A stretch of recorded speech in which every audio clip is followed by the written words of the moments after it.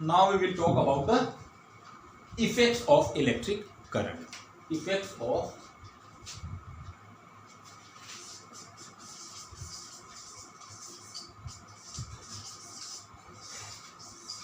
electric current.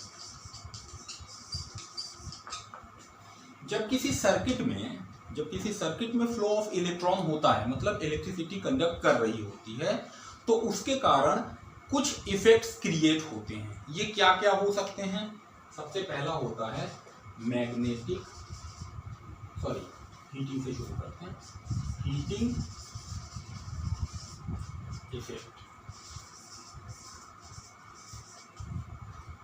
दूसरा होता है मैग्नेटिक इफेक्ट.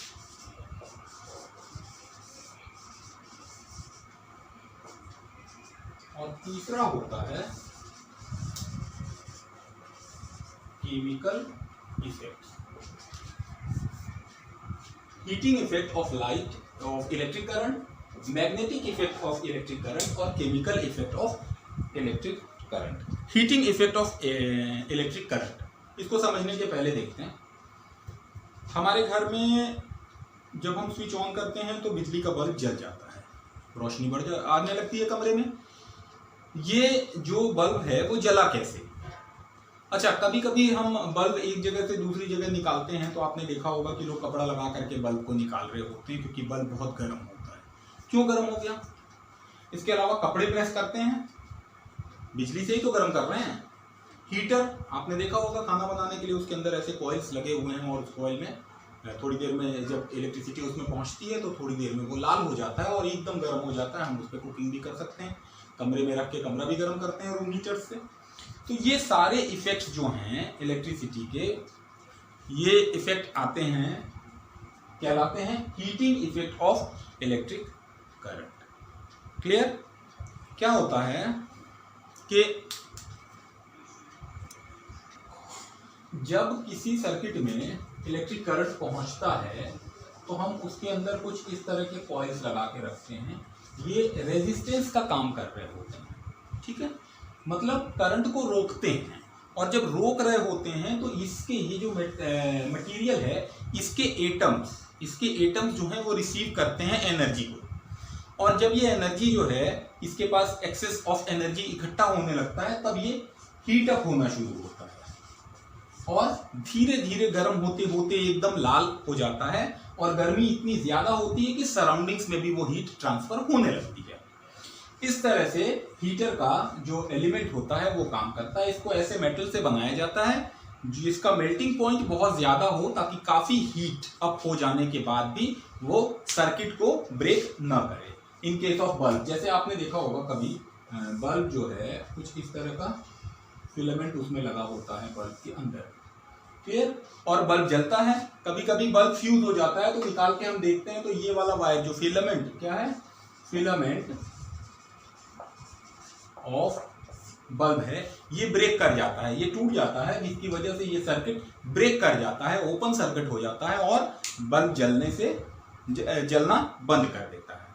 क्लियर? तो फ्लो ऑफ एनर्जी, जब तक इसके अंदर इलेक्ट्रिसिटी चलती जा रही है तब तक ये जितने इसके जो मॉलिक्यूल्स हैं, इसके जो एटम्स हैं, वो एनर्जी एक्यूमुलेट कर रहे हैं और वही एक्सेस ऑफ एनर्जी की वजह से ये हीट अप हो रहे हैं, जहां से ग्लो करने लगते हैं और हमको रोशनी मिलने लगती है.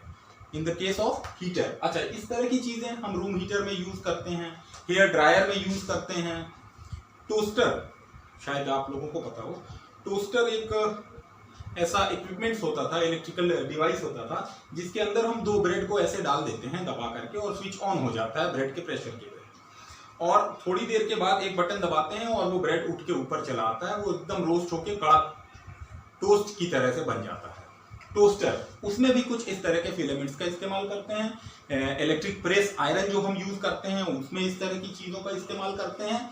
और इस तरह से heating effect of electric current से हम अपने घरों के बहुत सारे अप्लायंसेस को चला सकते हैं. इसके बाद हम बात करेंगे magnetic effect of electric current. Magnetic effect of electric current की बात करने के पहले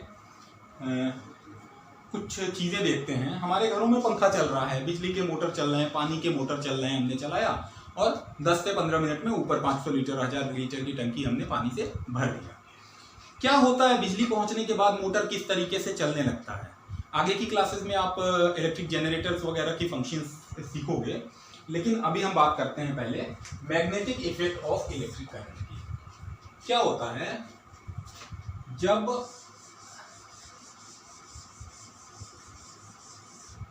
इस तरह से एक कॉइल क्रिएट बनाए हम, और इस कॉइल के अंदर अगर हम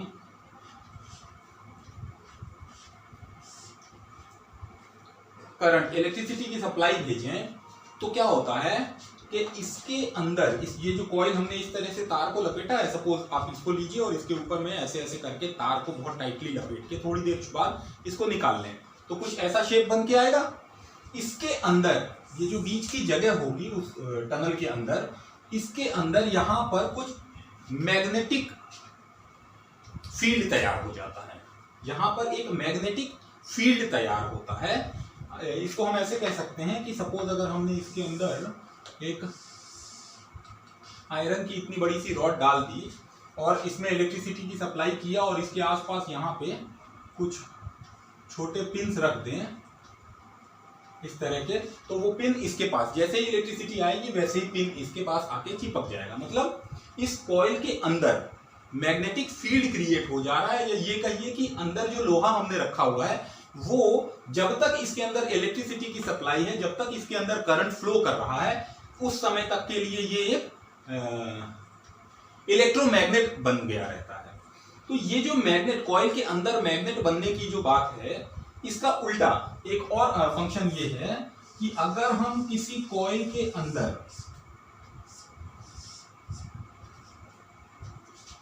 इसके अंदर अगर हम मैग्नेट को निकालें, इसके अंदर से मैग्नेट को उस पार निकालें, तो मैग्नेट की स्पीड अगर अच्छी होगी तो ये जो सर्किट है इसके अंदर इलेक्ट्रिसिटी कंडक्ट होगी, बिजली बनेगी, और यहाँ लगे हुए वोल्टमीटर या अमीटर से हम उस पर हिलती हुई सुइयों से उसको देख सकते हैं कि इसके अंदर करंट क्रिएट हुआ है। क्लियर? तो मैग्नेटिक इफेक्ट में अच्छा, हम अपने घरों के अंदर कॉल बेल लगाते हैं, बाहर किसी ने स्विच दबाया और वो टिक टिक टिक टिक टिक टिक टिक टिक टिक टिक कैसे होता है। फायर अलार्म्स जो बनाए जाते हैं घरों में, गर्म होने के बाद क्या होता है, कुछ ऐसे मेटल यूज करते हैं, उसमें स्विच की जगह पे सारा फंक्शन है, इलेक्ट्रिसिटी जाएगी तो बेल बजेगा। अब उसके अंदर वही मैग्नेटिक इफेक्ट है, इसके आसपास कुछ ऐसी सप्लाई करी गई है कि यहाँ इलेक्ट्रोमैग्नेट तैयार हुआ, तो ये इसको अपनी तरफ खींच लेगा। जब इलेक्ट्रिसिटी रुक जाएगी तो फिर ये जाएगा, ऐसे ऐसे ऐसे ऐसे करके। अभी हम इसके बारे में डिटेल में बात करेंगे। Okay, this is the structure of an electric bell. Call bell होता है घर में, टिडिंग टिडिंग टिडिंग या टिंग टोंग, उस तरह का इलेक्ट्रिक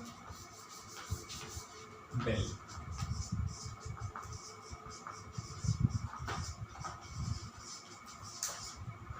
ये magnetic effect of electric current का एक एग्जांपल है, और उसी फंक्शन पे ये चलता है। सिस्टम में क्या होता है, एक गोंग लगा होता है, साइकिल की घंटी होती है, उसके ऊपर एक लगा ऐसे मेटल लगा हुआ है ना, उसी के ऊपर तो अंदर से हिट करने पे ट्रिंग ट्रिंग की आवाज आती है, तो ये गोंग है और ये हैमर है। जब ये हैमर इसको ऐसे मारेगा तो टन टन की आवाज आएगी, या उसकी फ्रीक्वेंसी पे डिपेंड करता है कि आवाज कैसी है। इसका हैमर जो है वो एक सॉफ्ट आयरन का एक आर्मेचर बना के रखा है, इसके ऊपर जुड़ा होता है। ये आर्मेचर क्या करेगा, अगर ये मैग्नेट है तो आर्मेचर इसके पास आके चिपक जाएगा, ठीक है, आर्मेचर इसके पास आके चिपकेगा, और जब मैग्नेट डिमैग्नेटाइज हो जाएगा, ये मैग्नेट नहीं रह जाएगा, तो ये वापस अपनी जगह आएगा। उसके लिए यहाँ पर स्प्रिंगी मेटल का एक वेट लगा के रखा हुआ है ताकि ये इसकी जगह पे वापस ला सके। इसके अलावा यहाँ पर एक स्क्रू कॉन्टैक्ट लगाया हुआ है, ये वो जगह है, ऐसे करके ये स्क्रू लगा है, इसके टच होने पे सर्किट कंप्लीट होगा और इसके छूट जाने पे सर्किट ब्रेक होगा, और कंटिन्यू ये काम करते रहना है। अब क्या होता है, जब हम सपोज यहां से हमने इसमें करंट डाला,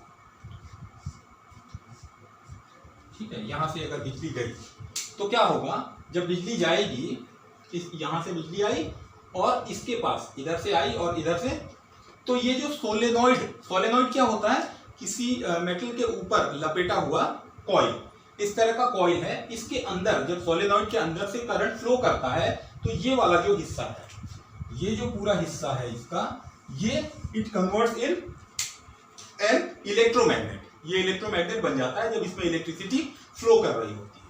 तो जब ये इसके अंदर इलेक्ट्रिसिटी फ्लो करती है तो ये इसको इस तरफ खींचता है ना। ये जो सॉफ्ट आयरन है ये इसकी तरफ आएगा और तेजी से, बहुत तेजी से आएगा, उस समय इसको ये हिट करेगा और आवाज आएगी। जैसे ही ये इसके पास पहुंचेगा, ये वाला हिस्सा इसके पास पहुंचा, वैसे ही ये वाला हिस्सा अलग हो गया।